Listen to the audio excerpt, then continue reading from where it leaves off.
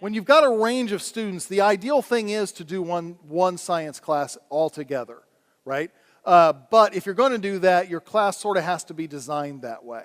And once again, this question plays right into my hands because this is the way my elementary science program works. Every lesson has an experiment in it, an experiment like this one. And then there's some explanation about what the experiment means and everything. And then at the end of the lesson, there are 3 levels of review.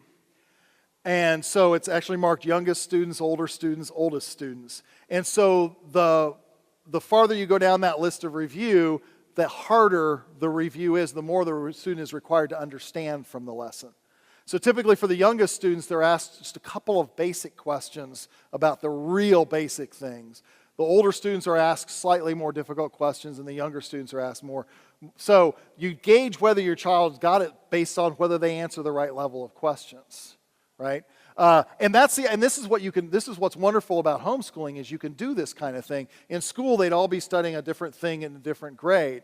Now, when you eventually get to putting math in the science, which generally happens around physical science, 8th grade, something like that, then you have to start splitting them out based on their math abilities. So you will get to a point where they have to start working individually because they have different math levels. But hopefully that's older enough that they're doing most of the work independently, right? That they're getting most of it from the book and all you have to do is help them along a little bit. But while they're in the younger years especially, yes, keep them all together.